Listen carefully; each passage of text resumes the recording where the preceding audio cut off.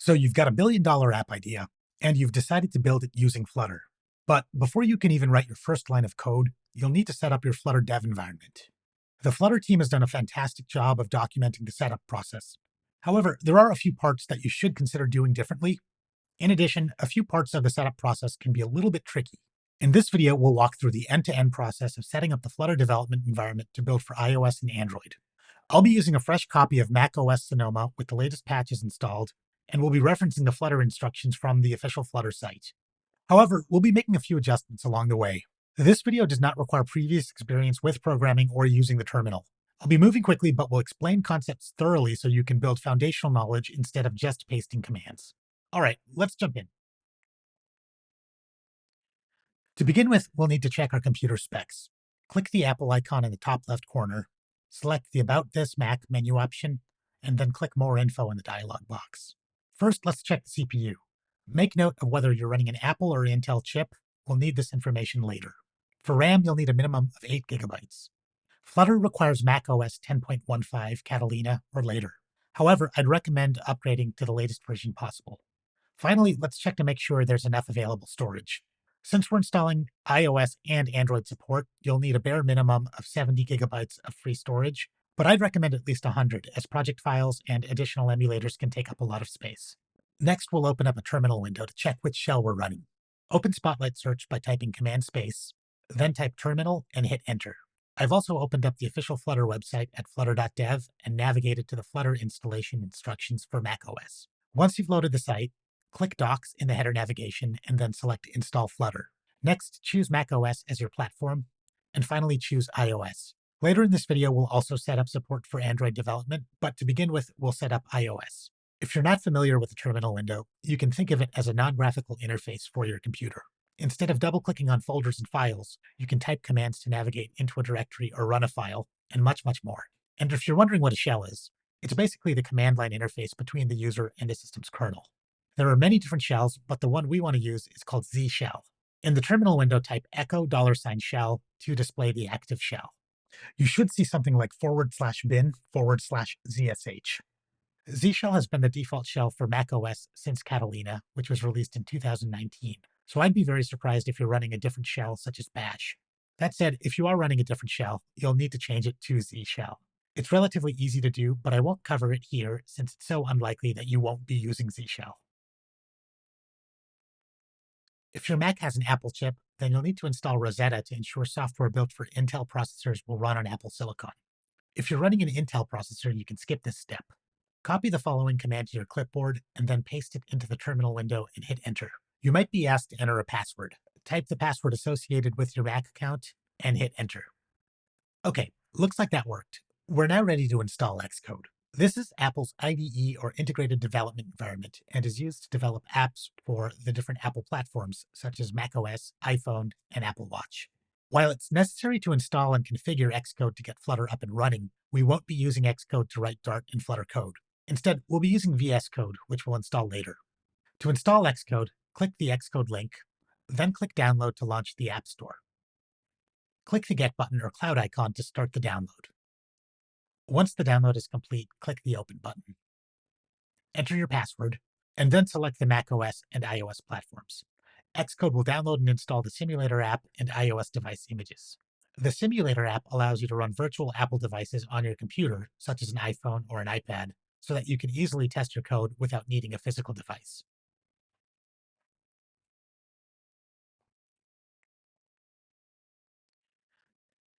We've successfully installed XCode and the Simulator apps. We can now quit XCode. Sometimes downloading XCode from the App Store hangs indefinitely, and no matter what you do, it won't work. If this is happening to you, I'm going to show you an alternate way to download XCode. Open up a web browser and go to developer.apple.com and make sure you're signed in with your Apple ID. In the header navigation, click Develop, then click Download and choose Applications from the sub-navigation. From here, you can download XCode without having to use the App Store. Next up, we'll upgrade Git, which is software used for version control. Now, when we installed XCode, a version of Git was installed, but we'll want to upgrade to the latest version. To do that, we'll install Homebrew, which is a package manager for macOS and Linux. Now, if you're wondering what a package manager is, think of it as being similar to an app store. Much like you can use the Google Play Store or the Apple App Store to download apps for your smartphone, a package manager lets you download and install libraries. Now, there are many different package managers, and we'll be using a few of them to get everything set up. But for now, just know that a package manager is used to install and manage packages or libraries. Let's navigate to the Homebrew website, which is at brew.sh. To install Homebrew, we'll paste the command shown under the Install Homebrew heading into a terminal window, and then enter your password.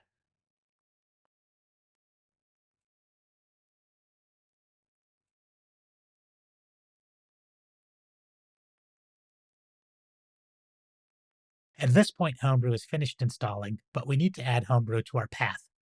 The path ensures that the brew command can run from any directory, not just the directory into which we installed Homebrew. To update your path, enter the two commands shown in the Next Steps section. Then close your terminal window and reopen it to make sure the path is reloaded. Type brew ---- version to verify that we've successfully installed Homebrew. Okay, that looks great. With Homebrew installed, we can now upgrade Git. To upgrade, we simply type brew install git into the terminal window.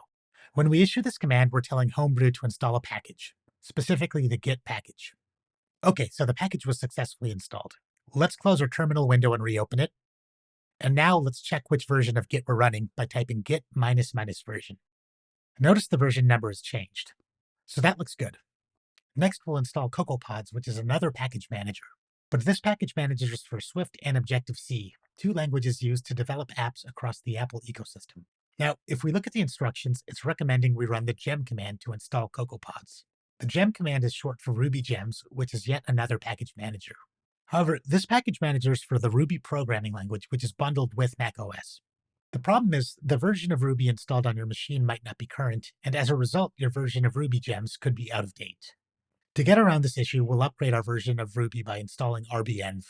This is a Ruby version manager and makes it possible to install multiple versions of Ruby on your computer.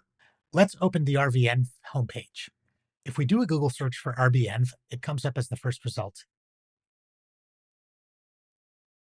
Installing RBenv is quite easy. We can paste the following command in the terminal.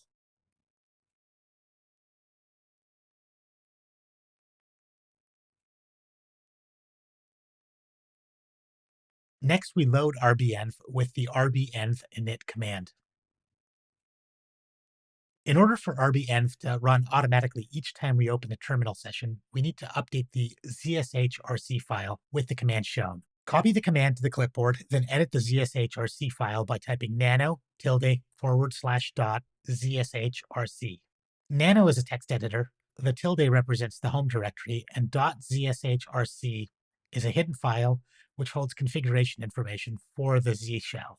Once we're in Nano, paste the following line in. Save the file by typing Ctrl-O, then Enter, then type Ctrl-X to exit. List the latest versions of Ruby available by typing RBenv install -L. We'll install Ruby 3.3.0 by typing RBenv install 3.3.0.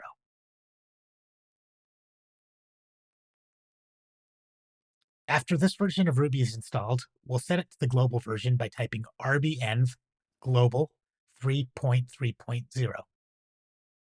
Let's close and reopen the terminal and do a quick check to make sure we're running Ruby version 3.3. Okay, that looks good. Now that we have an updated version of Ruby and Ruby Gems, we can install CocoaPods. To do this, we simply type gem install CocoaPods.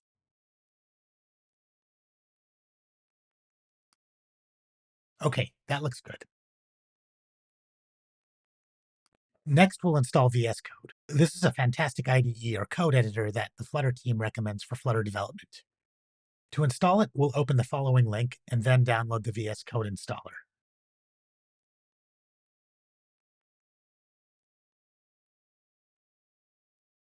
Double-click the zip file and then place the file in your Applications folder. I typically open my Applications folder with the Command-Shift-A keyboard shortcut.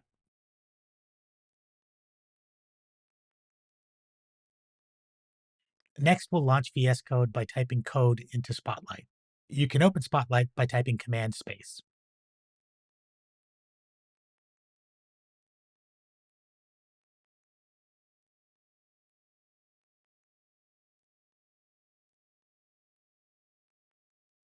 Once VS Code is open, type Command-Shift-P to open the command palette. Start typing the word shell, and then select the Install Code Command in Path option.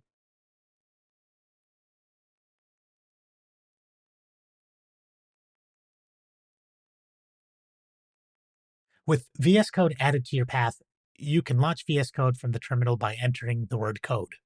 We'll use this shortcut towards the end of the video, but for now we're just setting it up. Finally, we'll install the Flutter extension. Extensions extend VS Code's core functionality.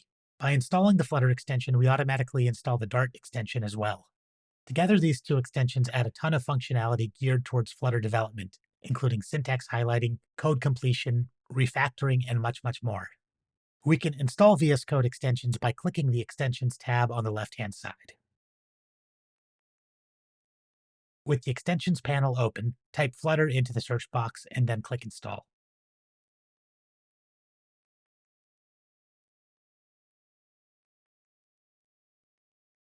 Okay, that looks good. We've installed and configured VS Code, but we still need to install the Flutter SDK. The Flutter SDK, or Software Development Kit, is the Dart programming language and the Flutter framework itself. There are two ways to install the Flutter SDK. We can use VS Code to install the SDK or download it ourselves. I've had issues with the VS Code method, so let's download and install the SDK. Click the Download and Install tab, and then download the Intel or Apple version of the SDK, depending on the type of processor you have. Double-click on the file to unzip it. Next, we'll create a folder where we'll place the SDK. I typically create a folder called dev and place it in my home folder. In macOS, you can open your home folder with the Shift-Command-H shortcut. In your home folder, create a folder for your development projects. I'm going with dev, but you can use whatever you'd like. Then within the dev folder, create another folder titled Flutter. This step is optional, but it's a good idea so you can have separate folders for other projects using other technologies, such as Ruby, Python, or Java. Next, open the Flutter folder and move the Flutter SDK folder into it.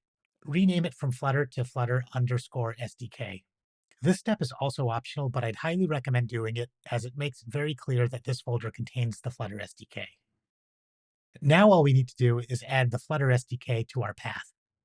You'll remember we updated our path when installing the Homebrew project manager. This time we'll do it in a slightly different way. Next, open the Z shell environment file by typing nano ~.zsh-env.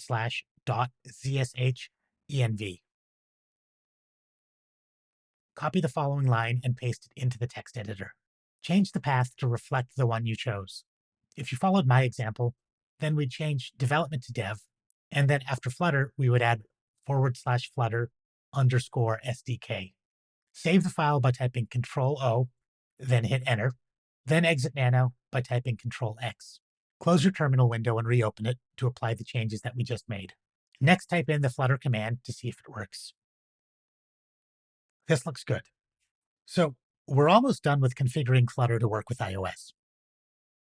Paste the following command into the terminal to set XCode to compile to native bytecode.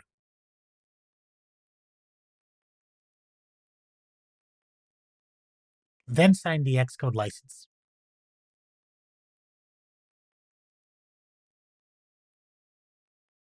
Now, the official Flutter instructions tell us to install the simulator app, but we already took care of that when installing XCode.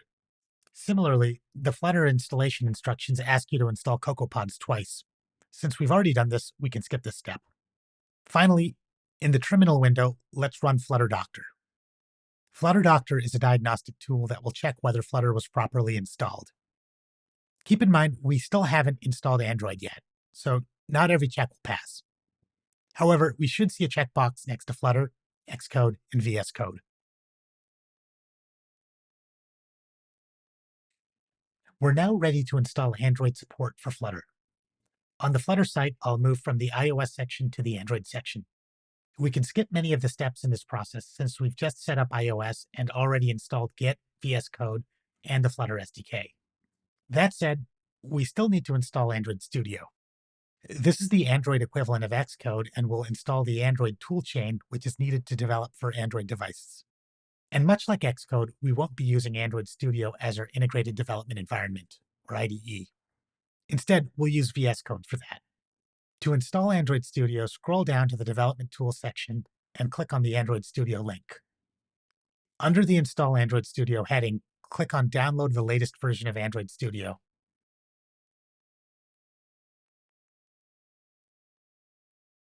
Check the Terms and Conditions box if you agree, and then choose the Intel or Mac version of Android Studio based on the type of chip you have. Once Android Studio has been downloaded to your computer, double-click the DMG image file and drag Android Studio into the Applications folder.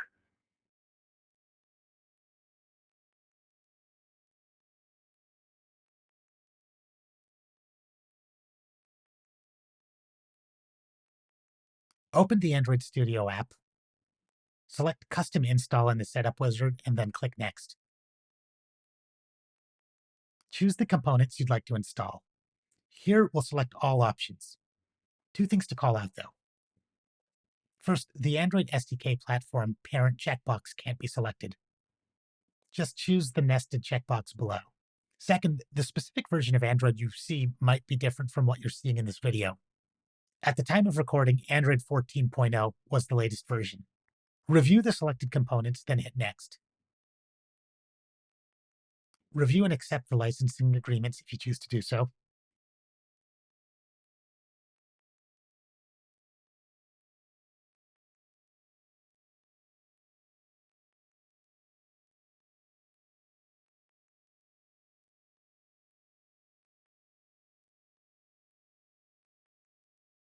Once everything has been downloaded, you should see a welcome screen. Click the More Actions link and then select SDK Manager. In the SDK Platforms tab, select the latest version of Android. Here I'm choosing Android 14.0 and API level 34.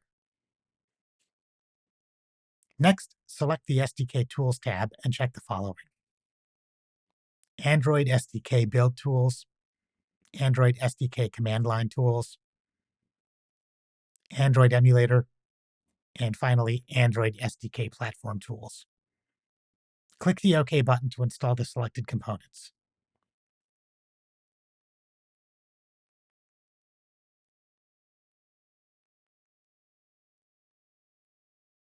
With Android Studio and SDK installed and configured, we need to accept a few more licenses. We can do this by running Flutter Doctor along with the Android licenses flag. To verify that everything works, let's run Flutter Doctor one more time in the terminal. You'll notice that this time all of the items pass. Now that everything is set up, let's create our first Flutter project and then run it in an iOS emulator. To test our Flutter setup, let's create a new project. In a terminal window, I'll navigate to my dev folder, which is at ~dev/flutter. Next, I'll create a new Flutter project, which we'll name hello_world. When naming Flutter projects, lowercase characters and underscores instead of hyphens should be used to be consistent with Flutter conventions. In addition, spaces should be avoided. cd or change directory into the newly created project. Then open the project in VS Code by typing code, then enter. In the sidebar, choose the Explorer tab. Then select the lib/main.dart file. When we run the Flutter create command to create a new project, a whole bunch of files and folders are created, including the main.dart file that we're looking at right now. By default, it contains a very basic functioning program that will run out of the box. This program contains a few basic UI elements, including a button that, when pressed, will increment a counter. Let's run this program in an iOS simulator to see it work. Hit Command-Shift-P to open the command palette and begin typing Launch Emulator. Select Launch Flutter Emulator, then select iOS Simulator. Give it a few seconds to boot up. Once the simulator has loaded from the Run menu, choose Run without debugging. This will run the Hello World app we just created in the iPhone simulator.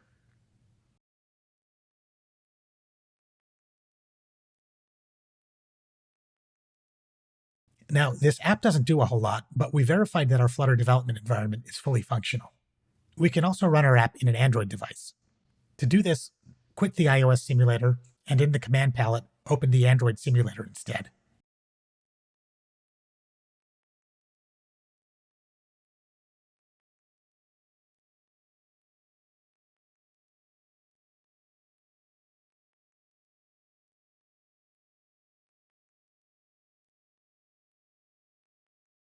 Once it's booted, select Run, then run without debugging again.